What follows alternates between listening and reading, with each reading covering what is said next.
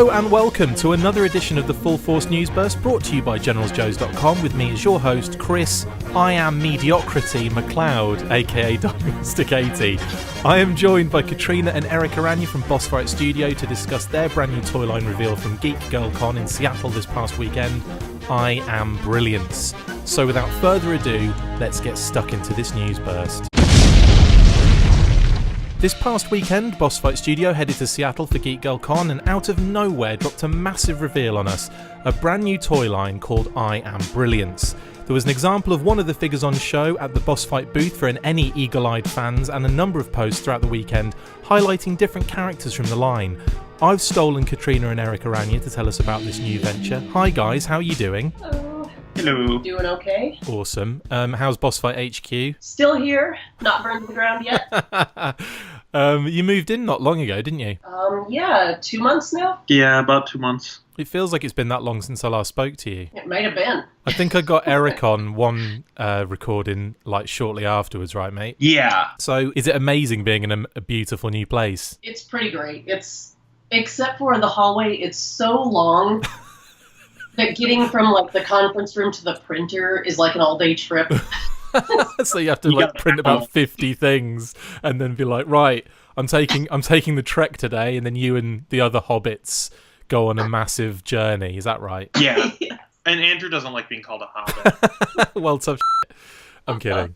Well, I mean, tell us about I Am Brilliance if you could. I mean, where did this idea come from, and why did you decide now was a good time to start this particular project? This idea actually was one of the ideas that was pitched at our initial meeting before we were ever even an official legal company or anything. We sat down and had breakfast as a group. There's always food involved, isn't there? Food or drinks, one or the other, sometimes both. But we all sat down, we kind of all put ideas on the table, and this was just one that I had from like day one, so it's been around since the beginning.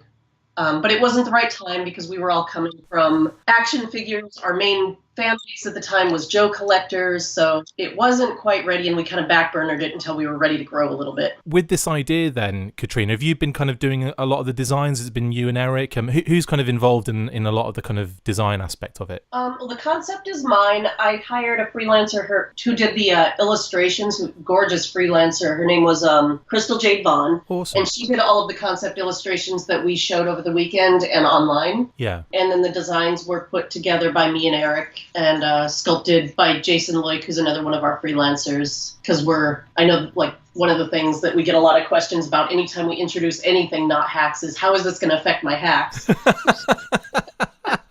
It isn't. Most of our resources were external for this because of that. Because our sculptors are tied up on hacks. Yeah. The line clearly promotes a positive, powerful message to young girls. I am bold, fearless, caring, powerful. Enough about me.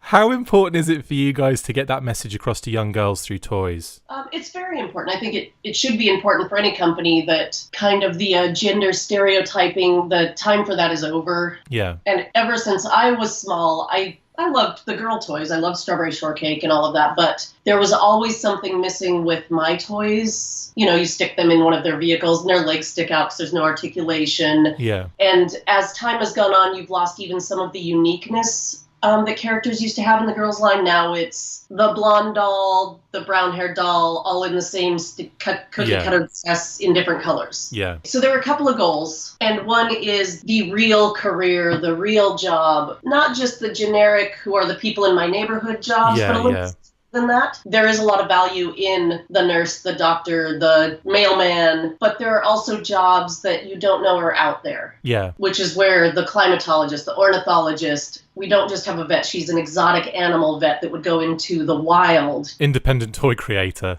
Yes. You buy toy and but then visually and playability wise, we kind of took the best parts of action figures and what make action figures so playable and combine them with what girls would like in their dolls, so that you kind of have a doll that's also very playable. She'll stand on her own. All of her joints will move, but she'll be able to have soft, good clothing that you can change. So how is this affecting my hacks? Well, your hacks personally we put on hold. Oh, good. Forever. Fine. How is this affecting my personal hack with my head sculpt? I'm joking. That you have to ask Erik, because I'm developing this line.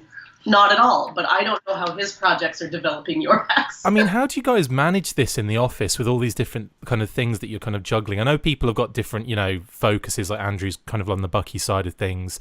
Erik and Catrina, I know you guys do a lot of the hack stuff, but at the same time with this edition, I mean, how is it juggling all of these different things you've got to do? It's always every time a new project comes in, it's always kind of a reorganization of who's got a lot on their plate, who doesn't have anything on their plate, which is rarely ever, but who has a little bit extra room, or it's just, you kind of just resort the responsibilities. We've got a lot of other new projects coming up that we haven't talked about. For a while, all three of us were doing hacks. Now Andrew lightly does hacks, while Erik and I have split the responsibilities. With the girls line on board, Erik has taken a heavier burden to the hacks, and I'm doing the girls. And something will come up that Erik will be in charge of, and we'll have to resort again. Yeah. Awesome. And then you've got the Men in Black license, and then... When we were at Hasbro, we handled hundreds of items a year. Yeah. And it was actually like really crazy, which it was actually too much. But, the reality is when you have the right resources, you can do that sort of thing. On top of everything going on, the company is kind of restructuring a little bit. Nothing to say about that publicly yet, but, we are looking at expanding and bringing more people in. Yeah. Stuff like that. And so, things will get more and more intense, stressful. Yeah, but that's better for everybody, being stressed is great. That this could positively impact hacks, which is something that everybody thinks about the time, and they think that making one product means something else isn't being made, which absolutely isn't true. But a positive way that it's impacted is the margin that we have on hacks is very tight.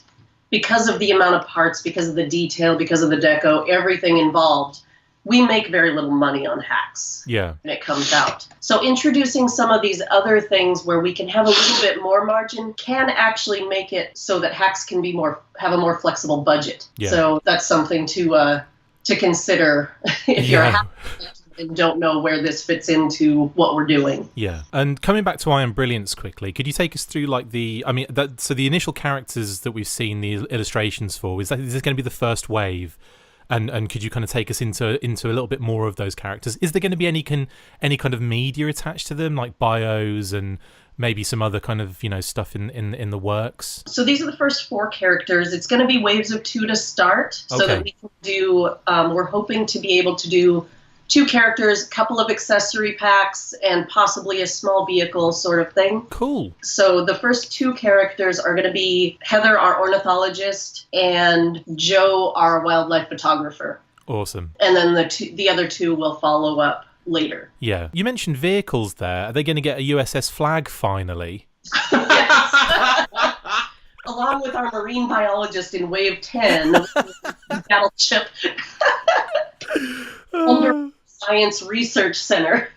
That would be epic. I'd love to see like a sea lab at some point as well, if you can do that for one of the underwater marine biologists. Yeah, that's great. And are we going to have kind of response, with the bios and stuff like that, the kind of additional media? Will there be anything else? Or have you got anything in the plans to kind of build them as characters, or is it just going to be more a standalone toy line? The current plan for things like bios, media, we are going to have a website that we hope to be a little more elaborate than the website we have for Boss Fight, where it's an interactive sort of thing. We're hoping to have some interviews on it with people with these careers, cool. Possibly some games, some stories about the characters themselves and what they do, as well as on the website and on the back of the packaging, I'd like to have explanations on what this career is, how you go about getting into this career. Nice. What's the animal that they come with, and where do they live, and what do they eat? And it's meant to be very educational without seeming like a pretentious smarty toy.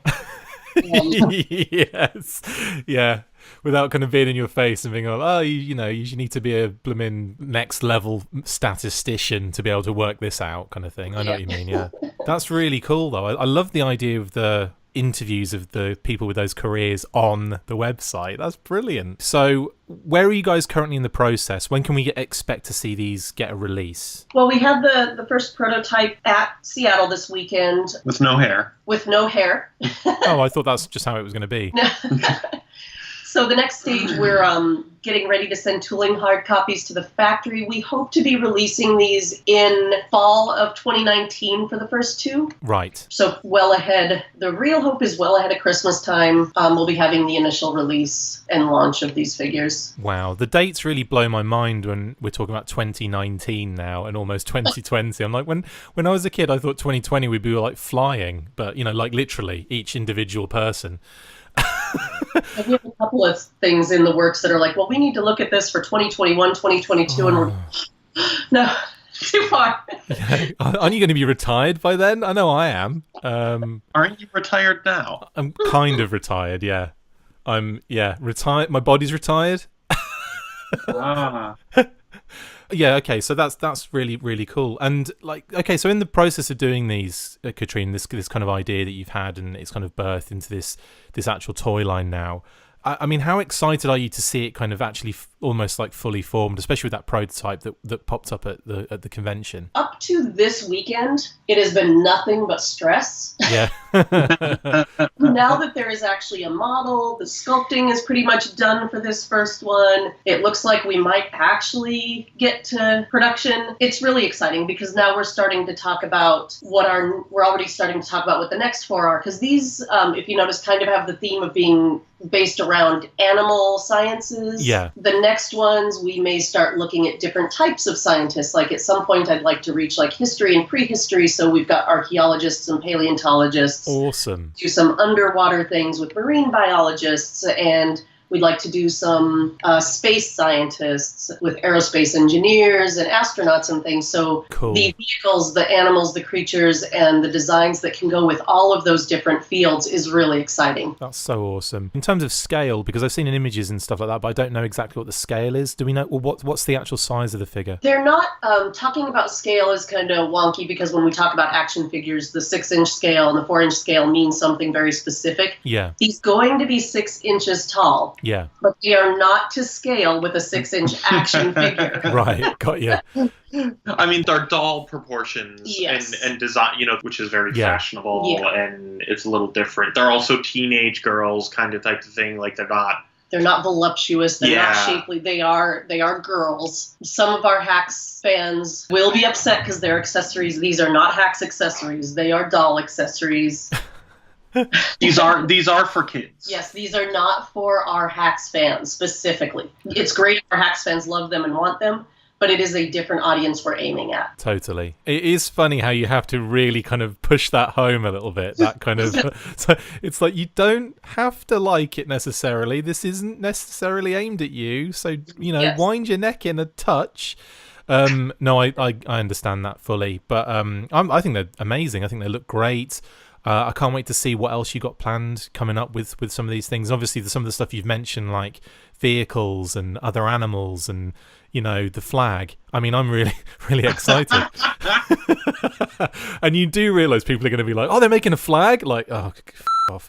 It doesn't matter what line. Everyone is expecting every toy company and for every line. I will clarify that at least for now, when I say vehicles, I mean small vehicles like a hang glider, a snowmobile, little vehicles. We're not making a tank. Yeah, you're not making, like I said, you're not making C-Lab. You're not making the flag. Fair enough. You're not making a mobile command center for these guys. That's a shame. Oh no, we are doing that one. Oh, good, awesome. Is it going to be like a toolbox and then Yes. female young girl engineers can be in there? Brilliant, guys. Thank you so much for jumping on to chat about I Am Brilliance. Is there anything else you want to maybe put across that hasn't been brought up in the interview so far? Packaging, for example. Thanks for telling us how to do our job, Chris. You're welcome. What is the packaging plan, actually? Packaging is going to be fairly traditional when it comes to like girls' doll type figures. Window box, lots of information on the back, possibly either a cross-sell or a booklet inside, depending on how much information we're able to get on the back and how much information we'd like to convey. Yeah, like the entire explanation of the job and then how to get into it under bullet points, and then it's like after a while you just get run out of space. Just post like a LinkedIn profile for each one of the figures. Finally, LinkedIn has a purpose. Oh, it had to at some point. So, are you gonna? Is this gonna be? Have you guys actually been doing a lot of the packaging kind of stuff so far, or is that kind of a little bit further down at the moment on the priority list? It's kind of in the rough draft stages. Brian is working on that. Awesome. It hasn't been the priority because of where the girl's doll is in development, as opposed to things like the horse, which are further along. Yeah. I think the Brilliance packaging is kind of next on the list to get nailed down. Awesome. While we are here, how is the horse stuff going? The horse is good. He says hi. Aw, hi Ed. Hi Floody. Floody. Disco King. No, the horse is going along great. We've gotten the majority of the parts to tooling. There's still some of the secondaries and accessories to finish up here on our end.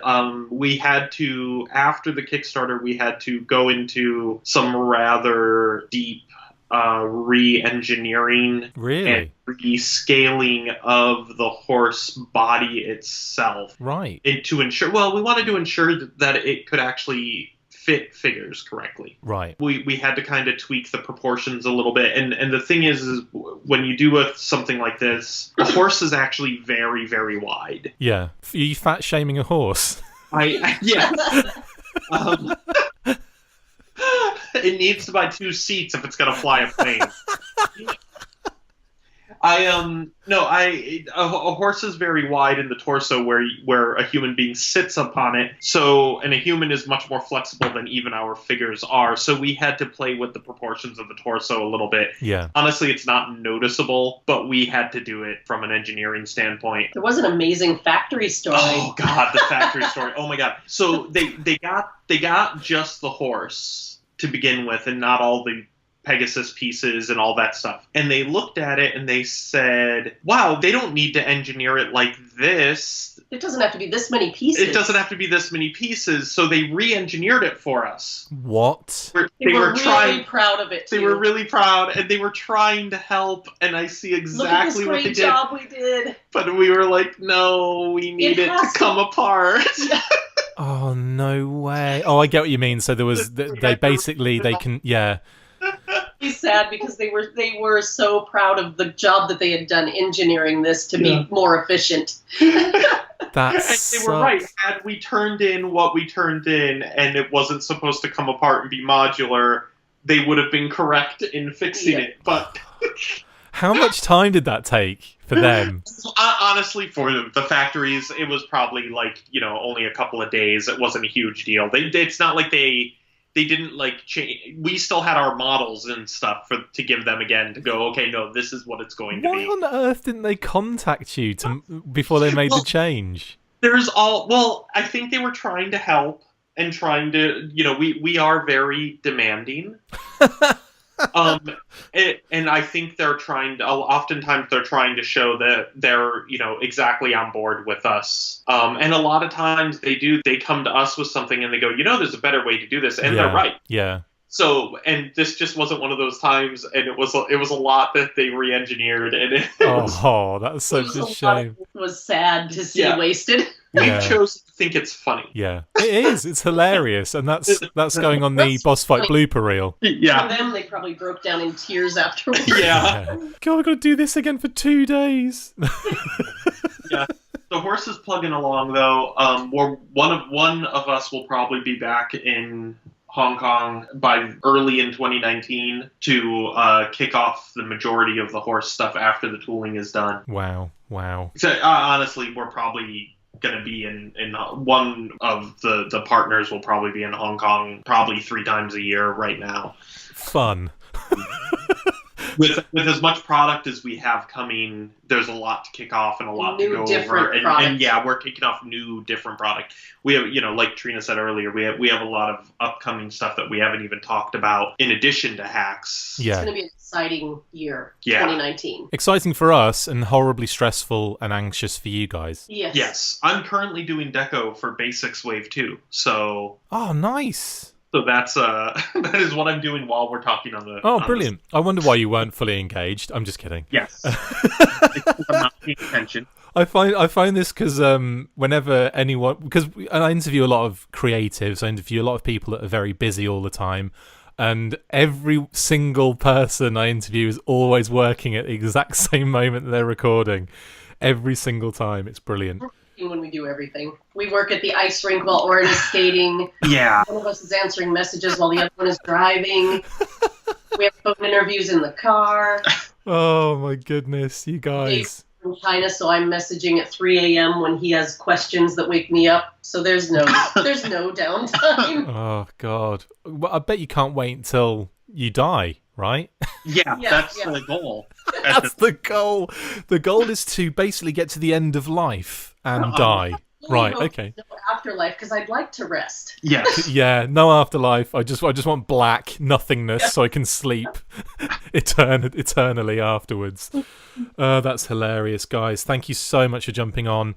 I Am Brilliance, obviously, like as you mentioned, possibly seeing a release in fall of 2019. But at the same time, I guess we'll be getting some updates as we go from this point on. You're not just going to be like, surprise, here it is. Yeah. Well, that was our marketing plan. I am surprise. Brilliant. Well, I'm looking forward to it. Kate can't wait. She's desperate and dying to know what it's all about as well. So she'll enjoy this news burst when she gets back. Guys, thank you so much for jumping on. Really appreciate it. Have a lovely rest of your day. Thank you. Too. Thank you. Not at all. That's it for this instalment of the Full Force News Burst. Thank you to my awesome guests, Catrina and Erik Araña. See you next time, and as always, full force. It'd be hilarious if you just hung up on us the second you said that. Make sure you get involved with the discussion by liking, sharing and commenting on these videos, and as always you can keep up with the show after listening by following on Twitter @TheFullForce, liking the Facebook page facebook.com/TheFullForce, and if you would like to contact the show you can message us on either of these platforms with feedback, questions or to say, who do you think you are? A serious operation now? No, not even close. Look out for more of these news bursts that we are posting on the Facebook page from now on. Full Force.